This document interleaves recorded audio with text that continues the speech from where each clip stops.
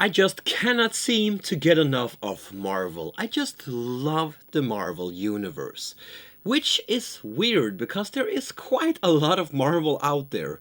And here we have yet another game. This here is Marvel D.A.G.G.E.R, a 1 to 5 player game from Fantasy Flight Games. In this game you portray one of the iconic heroes from the Marvel universe, going out into the world trying to beat the crap out of one of the iconic Marvel enemies. In this video I'm going to show you the setup, I'm going to show you the gameplay, I'm going to teach you how to play this really fun game.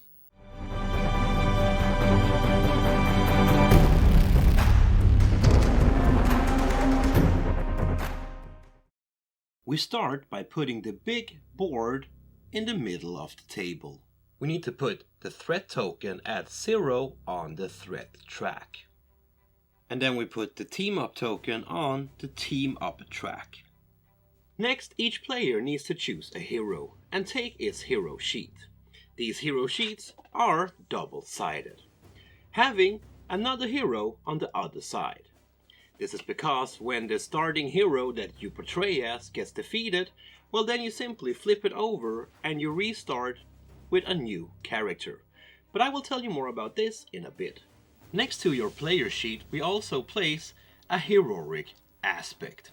In this case we have chosen aggression, because aggression seems to fit the Hulk. This should be placed next to your player sheet. And as you can see on both your player sheet and the aspect sheet, we have some spots on the sheets. This is where we will later place our tokens to activate the different abilities. There are 6 different aspects in this game that you can choose to, which will give you a wide variety of actions.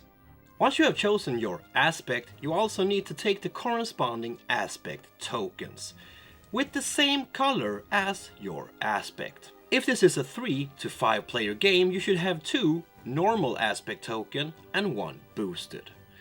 But if you play solo or 2 players, you should have 3 normal tokens and 1 boosted. The players also need to take a mission with their hero on. This is a mission that you can complete during your gameplay, and it should be placed face down at the start of the game. We need to take 1 big team up card and place with the gray side facing up. At the bottom of the card we can see which hero this team up card belongs to, but also 3 support cards. 2 of them with each of the heroes on your sheet on the backside. One of these should be facing up. You can choose which one. But then we also take 1 more support card with only your hero's portrait on. This one should be placed face down.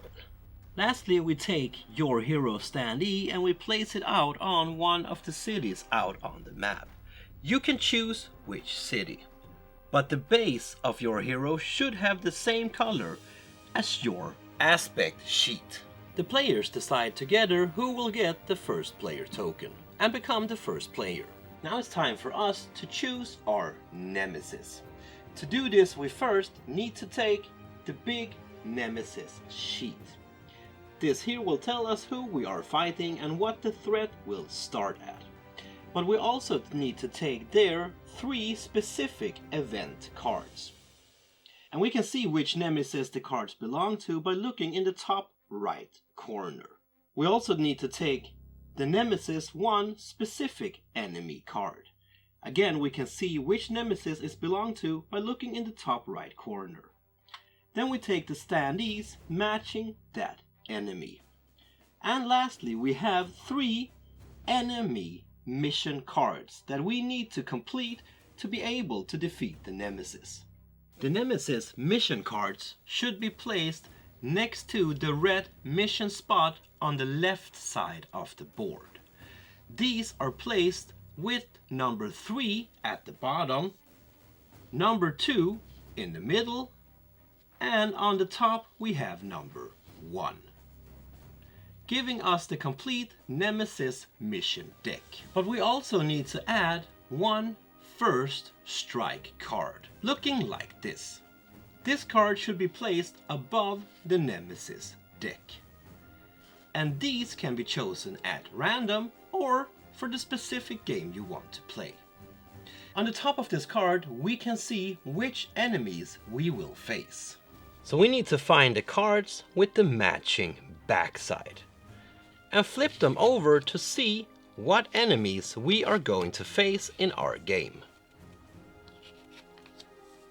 And then we need to take the little standees matching those enemies, because we will probably get to meet these out on the map soon. On these strike missions here we can see some numbers and dots at the top. These are the enemies that will spawn at the start of the game, depending on how many players you are. As you can see on this one, it has a 1 in the white field. This means that an enemy of difficulty 1 will spawn on spot 11 out on the map if you are 2 or more players. As you can see, there are 2 pips in the black field in the bottom and a plus. But over here, an enemy with difficulty 2 would spawn on spot 1 on the map if you are 4 or more players. But these mission cards also tells us a little bit more.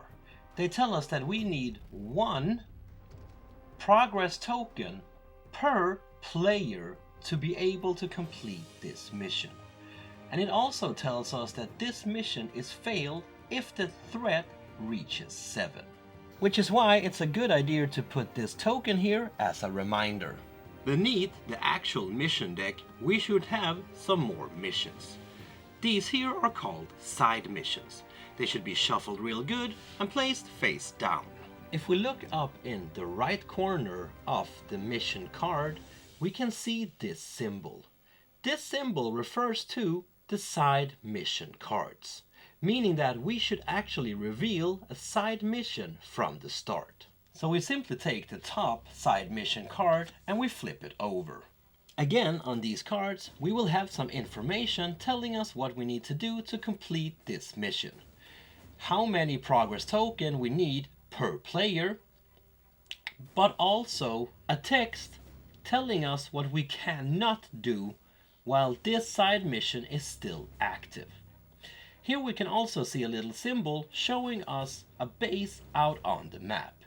This means that this side mission can only be completed on this location. Which is why it's a good thing that we have these tokens here, so we can place the token out on the corresponding base on the board itself. So we can remember that here is some kind of mission that we need to complete. And next we need to place out the floating office of S.H.I.E.L.D., named the Iliad. This should be placed on any numbered space out on the board. If this is your first game, it's recommended to put it at number 8. We need to create the event deck with the event cards, looking like this, having dagger on one side and on the other side some event information. And we should take 9 of these regular event cards at random and mix them together with the Nemesis specific event cards. Remember, we took 3 of these from the Nemesis, and now we need to put these together. And we will do this by taking the 9 regular event cards and splitting them up into 3 groups, with 3 in each. Then taking 1 of the Nemesis specific event cards and mixing them together. When we have created the 3 piles of Nemesis and normal event cards together, we put them on top of each other. And now, voila, we have created the event deck. And then we need to create a little supply of tokens, but I will tell you more about these in a bit. And lastly, we put the Bifrost Bridge on Asgard. Asgard is considered to be, well, a place of their own, and you can only get there if you have connection to the bridge, or if you have some kind of special ability. So in Marvel D.A.G.G.E.R you venture out into the entire world to try to stop one badass Nemesis, During your adventure, you need to complete a specific amount of missions to be able to go into the final showdown and actually stop the Nemesis. So we have the Nemesis and his specific enemies, but we also have these extra little enemies in the way, jumping out on the board every now and then.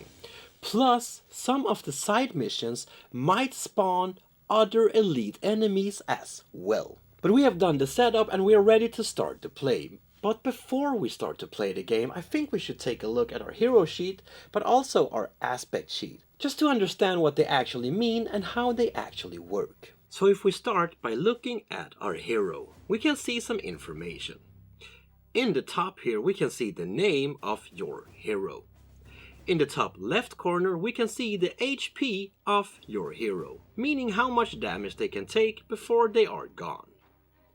Up here we can see the attack power, the defiance power and the tactical power. The numbers represent how many die you get to roll while you are doing the different challenges. Meaning that if you are attacking, well then you get to roll 3 die. If you are the Hulk. While his defiance and tactical is quite weak, and you only get to roll 1 die when you test them. Below these numbers we can see some squares. These here are abilities that your hero has, as a basic value. This one up here does not have a circle around it, which means that this one will activate when something else happens. While these 2 down here does have a circle around them. But what do they mean? Well, these circles here are for your aspect tokens, meaning that if you would like to activate any of these skills, you would need to use a token to activate that skill. And on some of these abilities you can see a little plus and a star in the corner. But you can also see the word empowered. But what do these mean? Well, the little star here will give you +1 on the team up track, letting you move the token up 1 step. These stars can later be used to activate your team up card, meaning that you flip your card over and you can now use that ability. The empowered here reference to, well, be you being empowered. And you can become empowered from different abilities out on the board or from character abilities. This means that if Hulk here wants to use Rampage, he needs to be empowered. If he is empowered, he gets to do the ability and he gets +1 on the team up track. But he will of course lose the empowered state. And then we have the hero aspect. As you can see here, we have some different abilities and actions as well. But here we have 2 spaces on each of the different actions. This means that when it's your turn, you could take one of your tokens and put on one of the available spots of any of your aspects. In this case here, the Hulk would move by 1. But when it's your turn again, you could choose to activate the last movement action, meaning that you could choose to put out your boost token on the last spot. And as we can see here, it says boost, meaning that if you use a boost token here, you actually get to increase your movement by 1. So during Hulk's turn, he put 1 basic token, which only gave him a move 1. But the second time he put a boost token instead, which activated the boost and gave him a second movement, but also led him to deal 1 damage to each enemy in the space he left or entered. And way over here to the right, we can see that there's actually 1 more ability. The aggression here will let you add 1 success to each of your fight actions. But we also have some support cards, remember? And you can see that some of these are face down, while others are faced up from the start. These here will also give you extra abilities. But once you have used these abilities, you need to flip them over face down. And as you can see on the back side on the support cards, we have a little timer. This means that you need to use the action charge the amount of times that this says to be able to actually flip it over and activate it again. This means that if you use the action charge once, you put 1 progress token on it. The next time you do it again, well, you are ready to activate the card. But then you also had your specific character mission, and this is actually inactive from the start of the game. So how do you activate it? Well, if you are standing on a base location out on the board that has an action, you can choose to take one of your tokens and put it on that spot instead, activating that ability, which also allows you to put out your character's specific mission on the yellow spot on the left side of the board. Now you can see what you need to do to be able to complete this mission. But you should also read the text in the bottom, because there's usually some type of punishment. If you manage to complete your personal mission, well, you get to flip over your support card and get a new character to join your team and help you out in your mission. So that was your player area and all the cards that you have in front of you. So during your turn, you would place out one of your aspect tokens, either on your player sheet, your aspect sheet, or on one of the locations on the board where you are. Once you have placed out one token, the turn would go to the player on your left, who also would place out one token. And this is the way we go around the table, placing out token, doing actions. During the hero phase, because this game is split up into 2 phases. First the heroes will activate, and then the enemies will activate in their phase, once the heroes are done. But what can you actually do during your hero turn? Well, you can of course choose to move out on the board. And you would do that by simply placing one of your tokens on either of these spots, if they are available, of course. In this case here, I put my boost token, meaning that I get to increase my movement by 1. The normal move value would be 1, meaning that the boost would give you 1 plus 1, a total of 2. Yeah, I know how to count. Movement in this game works quite easy. You have these spaces out on the board indicating 1 step. Meaning that if I move Dr. Strange from this space here over to this location here, he have moved 1 step. And now he would have moved 2 steps. But you can also see these lines at the edges of the board.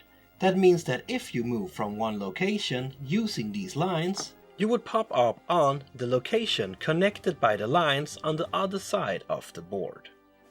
So that was movement between the different locations connected by yellow lines.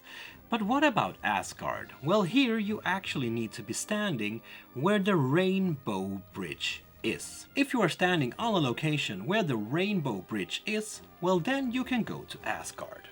If you are on a location with an enemy, well, you can of course choose to fight that enemy. Again, we would put one of our tokens on one of the available spaces on that ability. If we put a boost token, well, we can choose to activate the boost mode. So if the Hulk here, for example, would be standing on the same location as a Frost Giant, well, he could choose to beat the crap out of the Frost Giant. And if we look at the bottom of this token, we can see that we have an HP value of the Frost Giant, but also their attack value. But how would we actually fight it? Well, first we would need to look at the attack value of our hero. In this case, the Hulk gets to roll 3 die. And we can also see the symbol for attack results. So if the Hulk rolls this result, he would get 1 hit, right? Well, yes, you are correct, but he would actually also get a success for this result here, as the lightning bolt represents the Joker, meaning that whatever you need to roll, this one will always be a success. This down here is a tactical result, meaning that in a normal roll, the Hulk would not get a success for this. But he used his boost token, remember, and his ability was that all the attack result would also result in a hit. Meaning that in this case here, the Hulk actually got 3 successes. So he caused 3 damage to the Frost Giant. But as we can see here, they have an HP of 6. Meaning that he would need to do 3 more damage before he actually defeats it.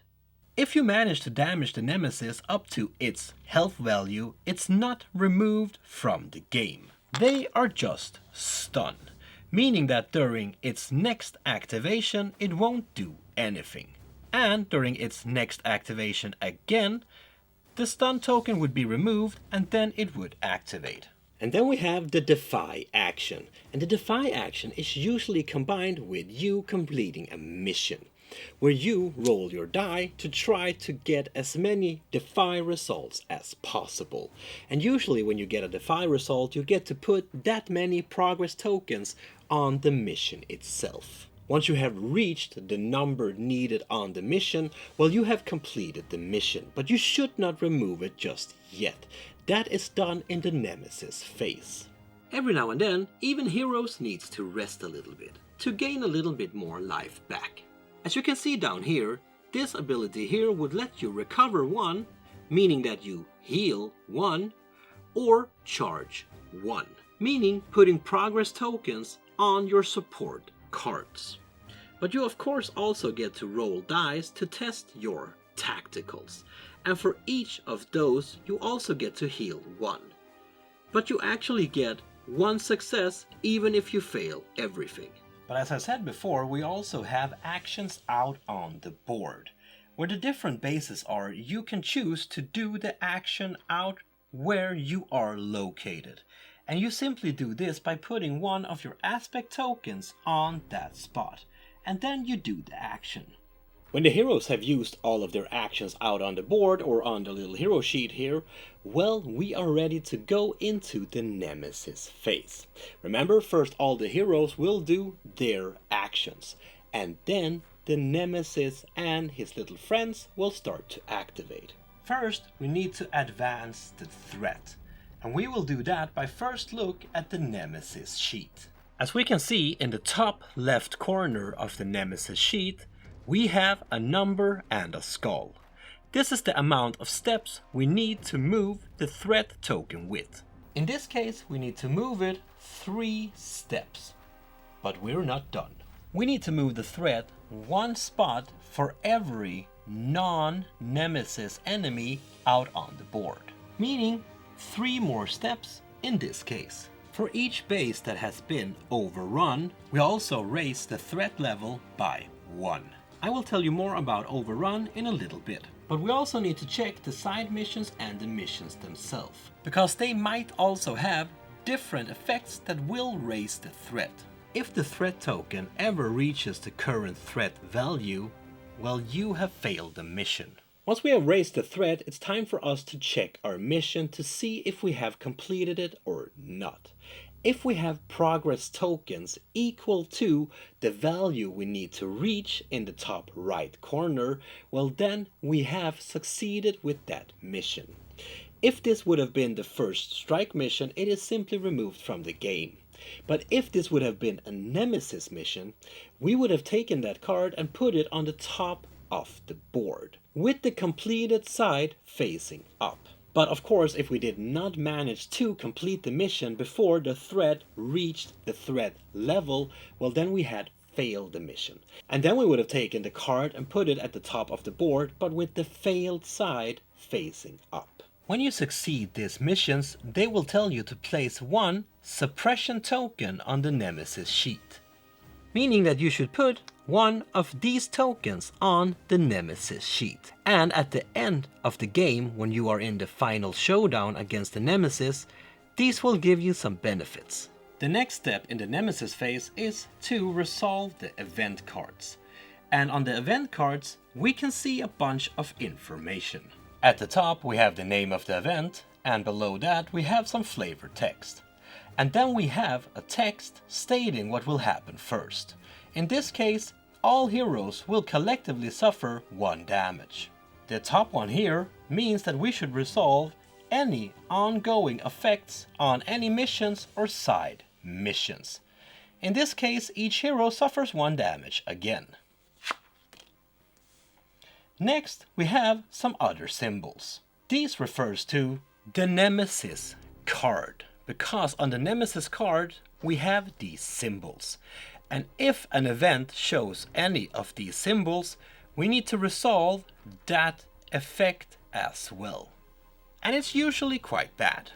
Next we have this symbol down here, and this is the symbol that shows that now we should activate the enemies. And to activate an enemy is really quite easy.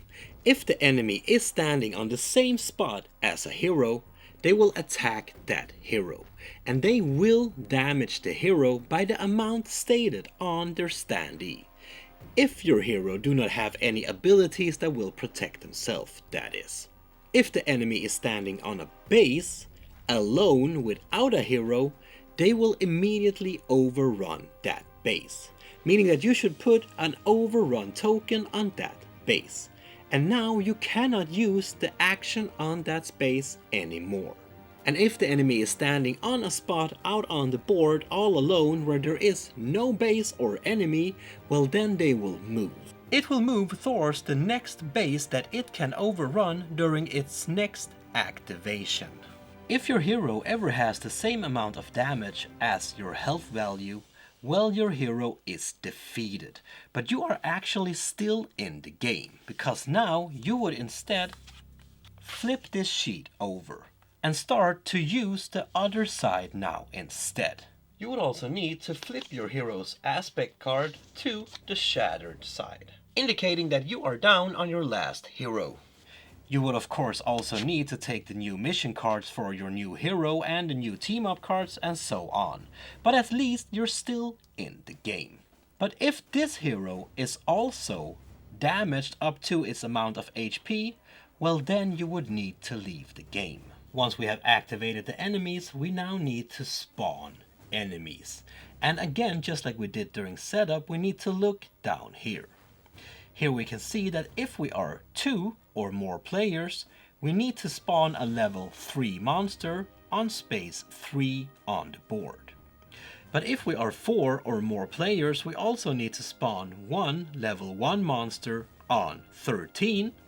And lastly, if we are 5 players, we get to spawn 1 level 1 enemy on space number 10 as well. Woohoo! And that was the Nemesis phase. We simply go through the different steps. We activate the Nemesis effects, we move around the enemies, we overrun bases, we beat the crap out of heroes, and so on. Once we have gone through these steps, well, we move back to the hero phase, where the heroes get to do their turn again. Simply removing the little tokens here from their sheet, and are ready to take new actions. And this is the way the game goes on until we flip over the last mission from the Nemesis mission deck. Once we do that, we go into the final showdown. At the start of the showdown, we need to flip the Nemesis card over. If there would have been any stun tokens or damage tokens on the Nemesis, well, those would be removed now. But these suppression tokens, they are still on the Nemesis, if you have any, that is. These are usually benefits that you can use during the final showdown that you have received from your missions. At the start of the final showdown, the heroes should check the completed missions to see if they have any effects that triggers at the start of the final showdown.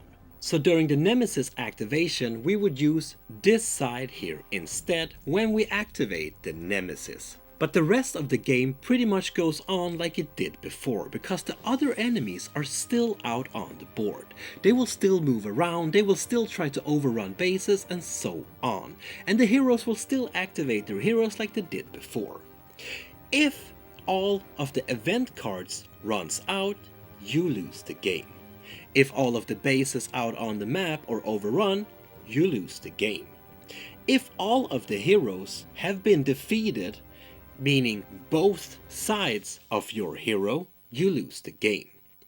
If the threat reaches 20, you lose the game. But if you manage to defeat the Nemesis before any of the other things happens, you win the game. It's that easy, right? No, No, it's not. It's quite hard. This game is challenging. I have played this 5 times and I have not managed to beat it yet. But then again, I like a challenge. And this game is a challenge. And Loki is supposed to be like the beginner Nemesis. And that's the only one I have faced so far. So I can't wait to face Thanos. But this game is quite brilliant. I like it a lot. I mean, you're kind of doing the same things over and over again, but there are a lot of varieties in the different aspects that you can have on your heroes, but also on your different heroes. And if you find the best combination here between the aspects and the hero, well, you are in a winning streak. I just haven't found it yet.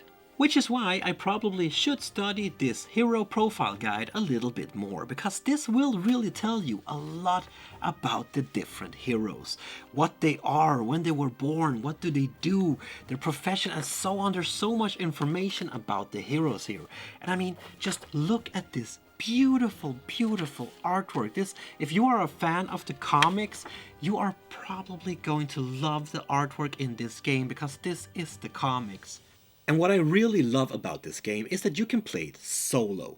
The only difference between the solo mode and the normal mode is that you will get one more of these aspect tokens and you will need to control at least 2 heroes.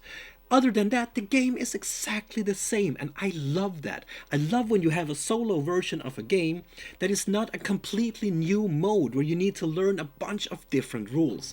No, this is simply just set up the game, learn the basic rules, control 2 or more heroes if you want to, and then go nuts. Marvel D.A.G.G.E.R, my friend, I enjoyed this game quite a lot. I enjoyed the solo mode, the co-op mode, the whole battle mode, and I can see myself playing this game many times over. If you want to know more about the game, well, check out the links down in the description and it will take you straight to whatever you want to know. If you like the video I did here, well, give me a thumbs up. Maybe you can write a comment or subscribe to the channel. But most importantly, my friend, please keep on remember to spread that board gaming love I know you all have. Peace out, my friend.